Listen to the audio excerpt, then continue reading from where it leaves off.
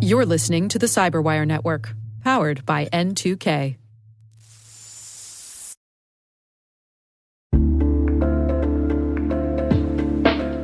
As business and innovation come together, digital transformation isn't a future concept. It's happening right now.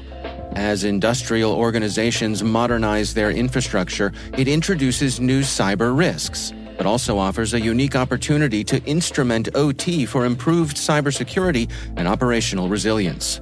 Join me and my friends from AWS, Splunk, and Dragos on August 3rd at 2 p.m. Eastern Time for a live panel on securing digital transformation, OT cybersecurity innovation and resilience, where we'll dive into secure digital transformation, managing OT and IT cyber risk, and the value and vision of cloud resources.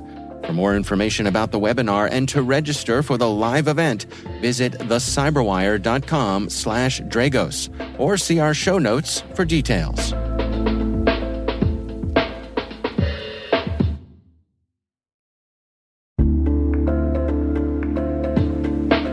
And now, a word from our sponsor, SpyCloud, the cybercrime analytics leader.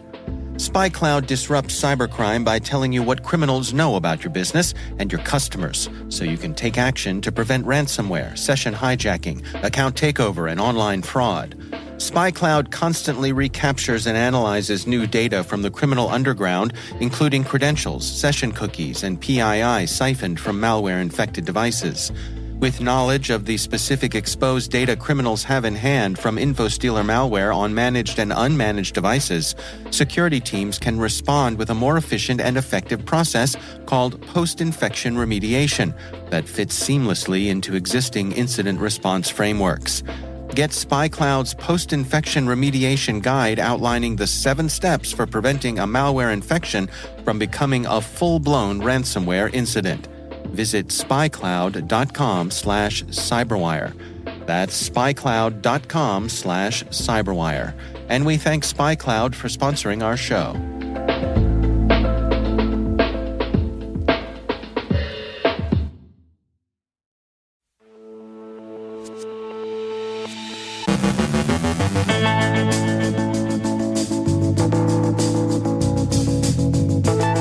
The Mirai botnet afflicts Tomcat.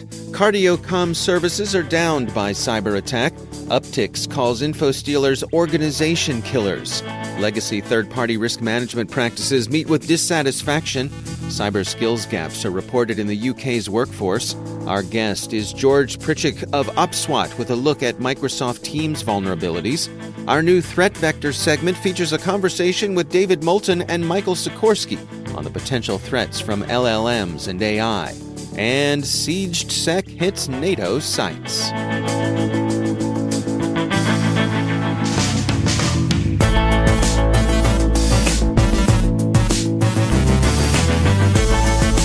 I'm Dave Bittner with your CyberWire Intel briefing for Thursday, July 27th, 2023.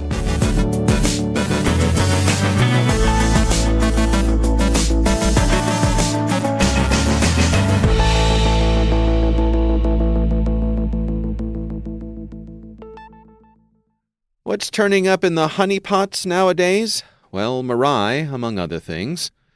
Aqua has published an analysis of Mirai malware attacks observed in its Apache Tomcat honeypots. The researchers found that threat actors are actively seeking misconfigurations on Tomcat servers, specifically misconfigurations in the Tomcat Web Application Manager. The researchers say, in our case, the host was infected with Mirai, and based on our analysis of previous attacks and research, it appears that the threat actor intends to use this malware as a base for further attacks.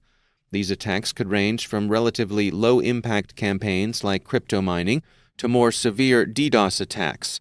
It is important to note that this campaign is still ongoing and the attacks are continuously evolving and changing to avoid detection.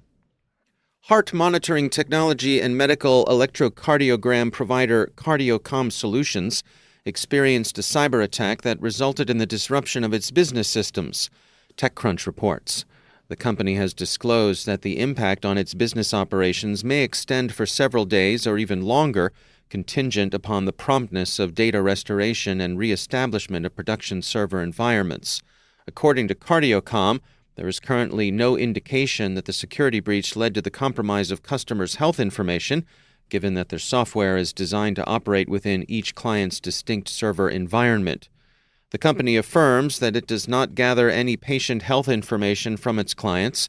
In response to the incident, CardioComm has taken precautionary measures against identity theft, aiming to mitigate potential repercussions on its personnel. A new report delves into the world of infostealers and their prominent role in the C2C market. According to Uptycs, these malicious entities are deemed organization killers due to their ability to provide threat actors with unauthorized entry into a company's confidential networks through the compromise of employee credentials. Uptycs defines an infostealer as a specific type of malware that is intricately programmed to infiltrate computer systems and surreptitiously exfiltrate sensitive information. The stolen data is then transmitted back to the threat actor's command and control center, affording them the means to exploit the acquired information for nefarious purposes or peddle it on the dark web. Uptycs says in the first quarter of 2023, incidents involving infostealers have more than doubled compared to the same period in the previous year. Health 3PT has released a survey whose results are intended to shine light on the challenges organizations associate with third-party risk management and how those challenges affect the healthcare sector in particular.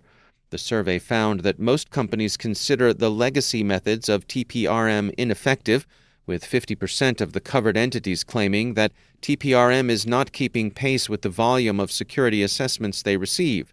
They also complain of excessive turnaround times for fixing issues discovered in the audit process. Business associates, on the other hand, find that customers are unwilling to accept third-party validated assessments and certifications in place of proprietary control questionnaires.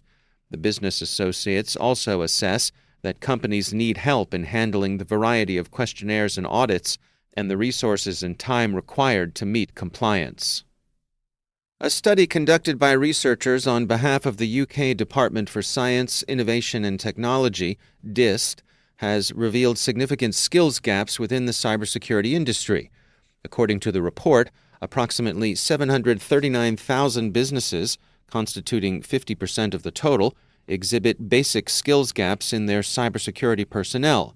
These gaps manifest in the lack of confidence and competence in performing fundamental tasks outlined in the government-endorsed Cyber Essentials scheme, while also lacking support from external cybersecurity providers. The tasks with the most common skills gaps include configuring firewalls, securely storing or transferring personal data, and detecting and removing malware. Moreover, the study finds that 33% of businesses experience more advanced skill gaps in areas such as forensic analysis, security architecture, and interpreting malicious code. Interestingly, although the percentages for basic and advanced skill gaps have remained stable, there's been a steady increase in the proportion of businesses expressing doubt in their ability to carry out cybersecurity tasks since 2020. The report highlights additional challenges faced by businesses in this domain.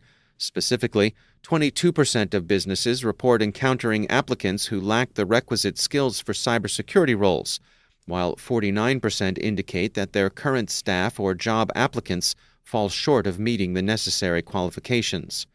The study also delves into the preferences of cybersecurity workers, with 61% expressing an inclination towards being a cyber generalist. This career path involves diversifying their work across multiple specialties within the cybersecurity domain. In terms of job opportunities, the report points out a notable increase in cybersecurity role listings, with a rate of 5,900 jobs per month in 2022, totaling just over 71,000 job postings for the entire year. This marks a 33% rise in core cyber job postings compared to the levels observed in 2021. Additionally, demand for all cyber roles has grown by 30% during the same time frame, as noted by the researchers. And finally, a note on the cyber phase of Russia's hybrid war. Bleeping Computer reports that NATO has confirmed it's investigating claims that the alliance's Communities of Interest Cooperation portal has been compromised by the Russian hacktivist auxiliary SiegedSec. COI is a collaboration portal used for exchange of unclassified information. SiegedSec posted some 845 megabytes of allegedly stolen files to a dump site. The group said in its Telegram channel, "Do you like leaks? Us too. Do you like NATO? We don't. And so we present a leak of hundreds of documents retrieved from NATO's COI portal intended only for NATO countries and partners."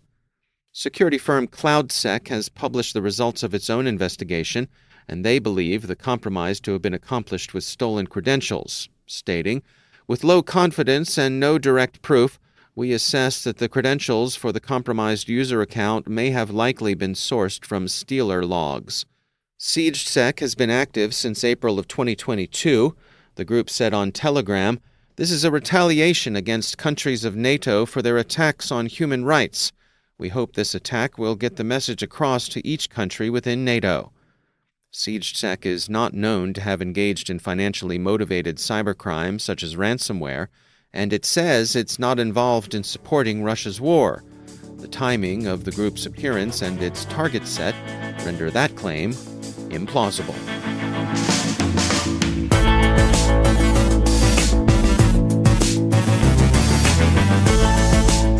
Coming up after the break, George Prichici from OPSWAT with a look at Microsoft Teams vulnerabilities.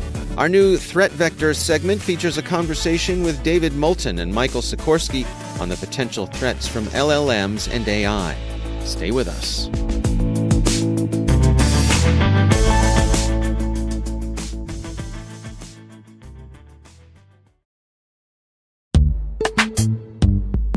Compliance isn't fun, but neither is a data breach or losing a customer. That's why Drata automated it. With automated evidence collection, over 80 integrations, and 24-hour monitoring, Drata automates the compliance process and keeps you audit-ready year-round. Drata supports over 14 frameworks, including SOC 2, GDPR, HIPAA, and ISO 27001. With over 450 five-star reviews, Drata is the highest-rated cloud compliance platform on G2. Listeners of the CyberWire Daily can get 10% off Drata and waived implementation fees at drata.com/partner/CyberWire.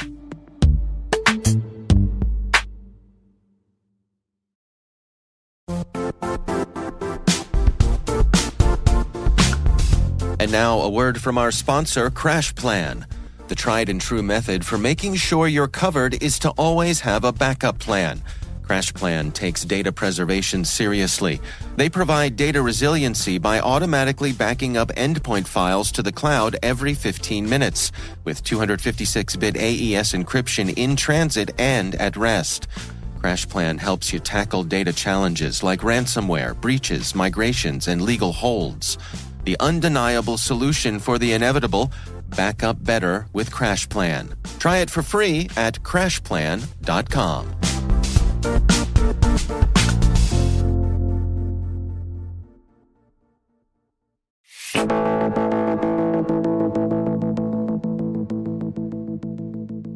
It is my pleasure to introduce our newest recurring segment on the CyberWire. It's called Threat Vector, and it's brought to you by Palo Alto Network's Unit 42 and hosted by David Moulton. Yeah, I think the biggest concern when it comes to ChatGPT, the LLM, everybody having access to this technology almost suddenly, is where is it going to impact and benefit the attacker the most?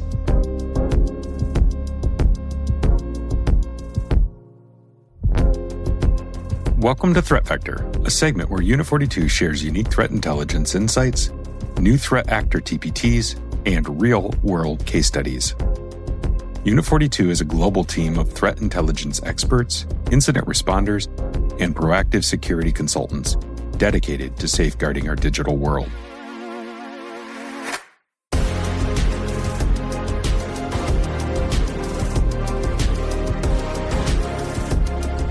In today's episode, I'm going to talk with Mike Sikorski. Siko is a best-selling author and expert in reverse engineering and the CTO and Vice President of Engineering and Threat Intelligence for Unit 42.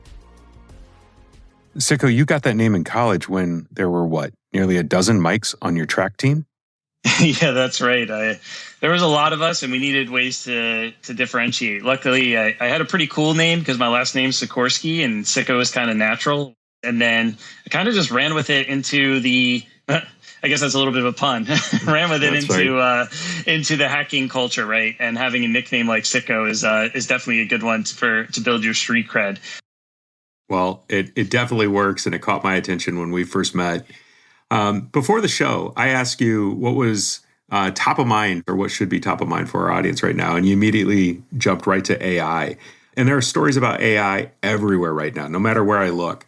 What should our audience think and care about right now when it comes to AI? Yeah, I think the biggest concern when it comes to ChatGPT, the LLM, everybody having access to this technology almost suddenly, is where is it going to impact and benefit the attacker the most? And that's with social engineering. We've all seen this technology used for, hey, write a song in the style of this artist. And, with the lyrics to my friend or family member, and it comes out perfectly sounding like them. You can imagine now the attacker has the ability to do that same thing, but say, hey, write an email and sound like this person. And if you think about it, we respond to upwards of 1,000 incident response engagements a year in Unit 42. And the number one way that the attacker gets in is still through phishing. And now we've just lowered the bar for them to be able to craft better phishing attacks. So the days of them being caught due to broken English or unable to communicate properly to someone is gone. So they won't be getting caught as much, which means phishing attacks is probably going to go up. So, Mike, you talked about lowering the bar from social engineering. Let's flip it around. A lot of people are using ChatGPT or different AI tools. And I'm wondering, does that create a security vulnerability for enterprises today? Yeah, I think companies need to be hyper aware of how their users and employees are using this technology. Do they understand that whatever they type in that prompt, it's not a private conversation, and there's a huge risk to data leakage, right? If you're having it rewrite sensitive emails for you so you sound more clearly, yes, the LLM is going to do a great job of rephrasing, but if you have information in there, it can create huge risk to an entity. And so corporations need to quickly roll out policies surrounding this technology. So in about a month, Black Hat's going to happen. And I'm wondering, what would you tell our listeners to look for when they're at Black Hat? I think it's one of those things where I think pretty much every vendor is probably going to say the term AI when you're out there. So you're going to be getting a hit with a lot of that, a lot of talk of that. I think it's about realizing what are science projects that some of these businesses have rolled out, technologies being rolled out that don't really provide a ton of benefit. Instead, I would look to say who's been on the AI journey for a long time and actually have other things outside of the LLM, more recent wave to show for, right? For example, here at Palo Alto, we've been on a journey of AI for a really long time. Early days of malware detection, malware family identification using AI, and then more recently is how do you automate the SOC, right? You're getting flooded with tremendous amounts of alerts, and we've been investing for a long period of time of how to use AI to go from a whole pile of alerts just to a set of incidents that you could actually make it through. So I think it's about trying to maybe peel things back a little bit and figure out, which technologies are maybe implemented in just using an LLM really quickly and to get something out for Black Hat versus, which ones have actually, are going to have an impact in your life in a larger scale.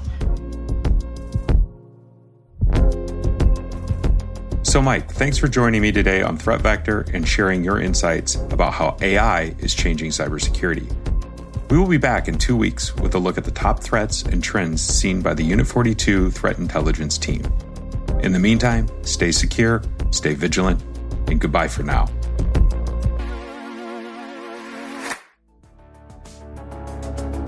That's Threat Vector, hosted by David Moulton and brought to you by Palo Alto Network's Unit 42.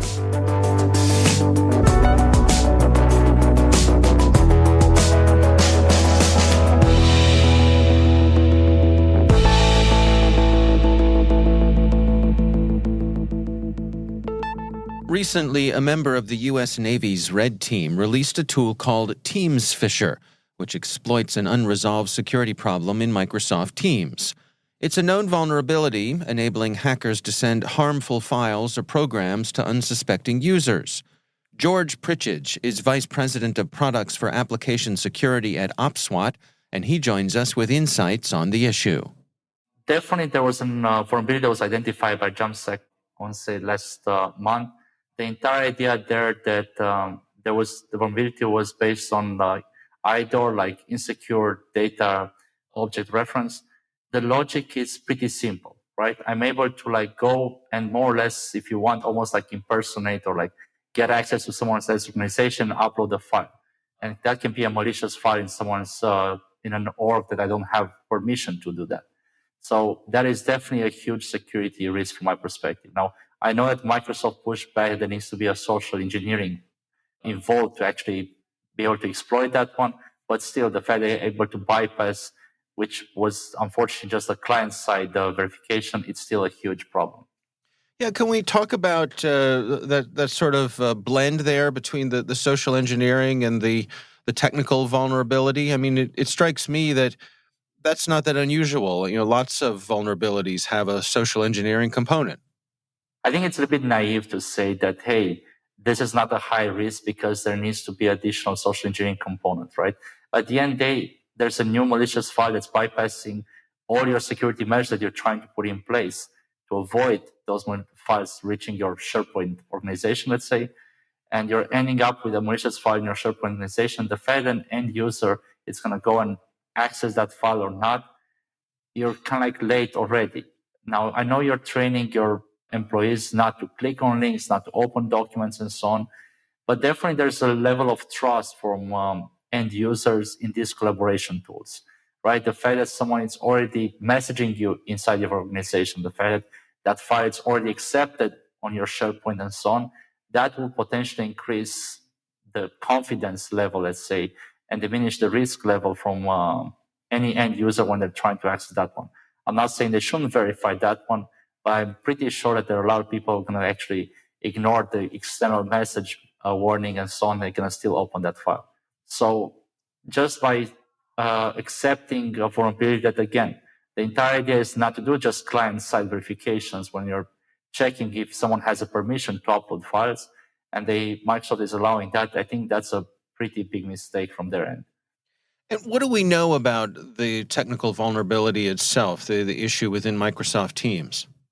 Well, in a nutshell, it's pretty much allowing you to say, hey, I want to upload a file to this particular organization, right? Now, there needs to be a few configurations there to allow content from external sources to be sent to your organization. But interesting enough, that's the default configuration for Microsoft Teams, right? And again, there are organizations out there that are a lot more strict on how they set up their Microsoft Teams account and all the security configurations with Microsoft Teams.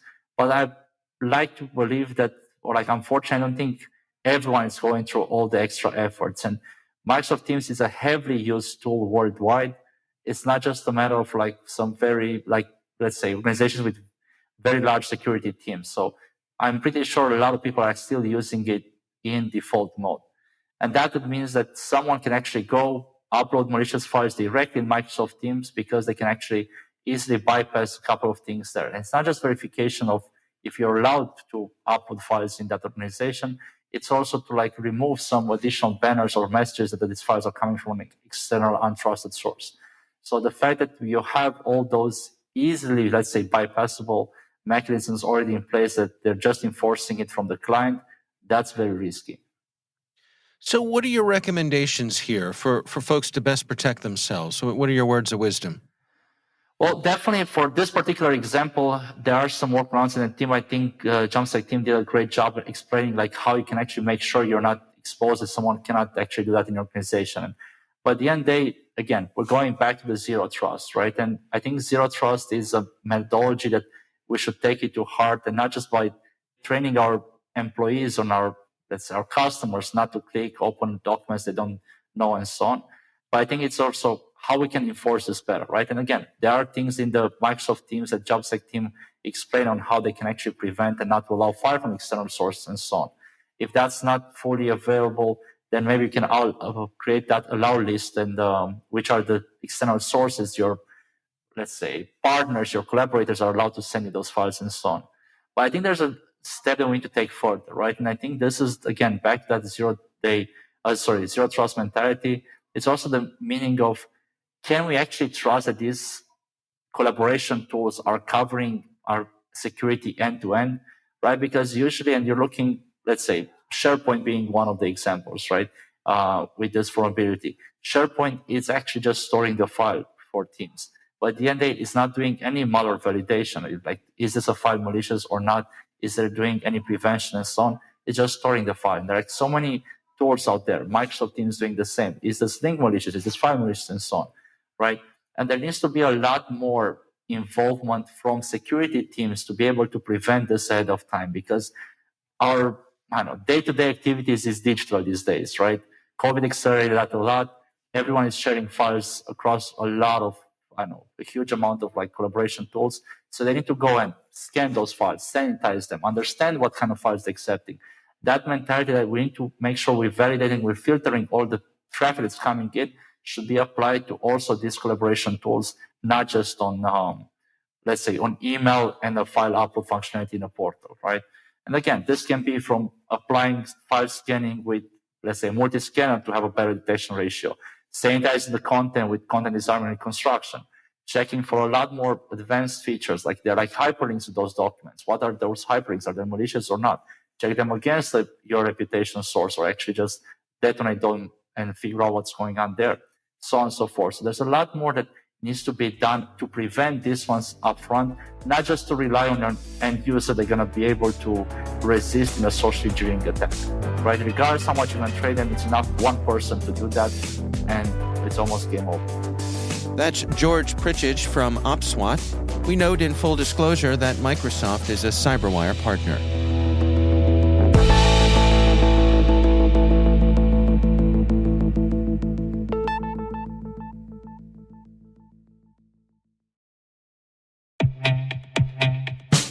Tired of cybersecurity mega conferences? MWise is different. With a focused agenda and targeted problem solving, MWise is where security's best go to get better. From September 18th through the 20th in Washington, D.C., you'll join a special community of security's sharpest minds, hear perspectives you might not get anywhere else, and reach a new level of mastery that'll prepare you for what's next. Register early and save at mwise.mandiant.com/conf23. That's mwise.mandiant.com/conf23.